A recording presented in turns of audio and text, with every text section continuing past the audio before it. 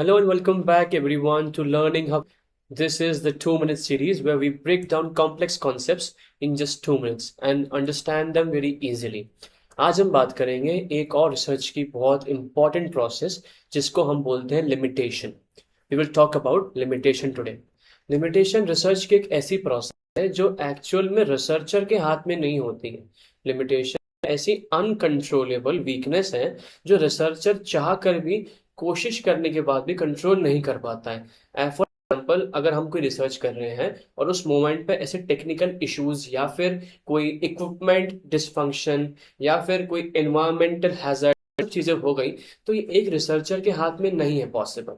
तो ऐसी चीजें, ऐसे फैक्टर्स, ऐसे वेरिएबल्स जो अपने रिसर्चर के हाथ नहीं है, कंट्रोल में नहीं है, these are called and termed as limitations. ठीक है, ये एक एक्सटर्नल कॉन्सेप्ट होता है. एक्सटर्नल कॉन्सेप्ट है, largely outside the researchers control है. ये हमारे रिसर्च के इंटरनल फैक्टर्स पे डिपेंड नहीं करता.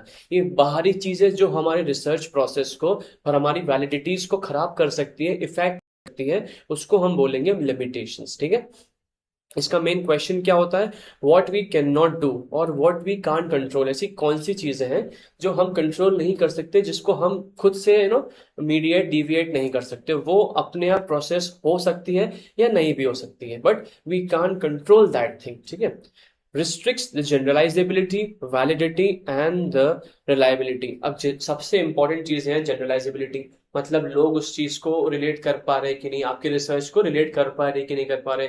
वैलिडिटी मतलब आपकी रिसर्च कितनी एक्यूरेट, कितनी वैलिड है. और थर्ड थिंग, रिलायबिलिटी, कितनी बार आपके रिसर्च में कंसिस्टेंट रिजल्ट्स आपको शो हो रहे हैं.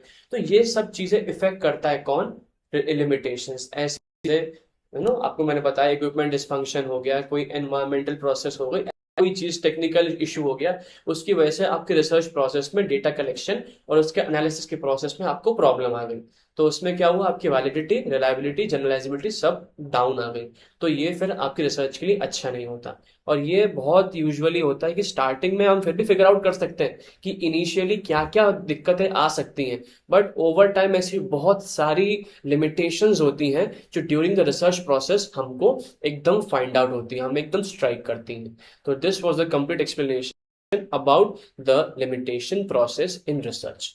ऐसे और इंफॉर्मेटिव, शॉर्टली इंफॉर्मेबल कंटेंट के लिए follow learning hub physical education and stay tuned about the 2 minute series where we save your time and give you more. Thank you.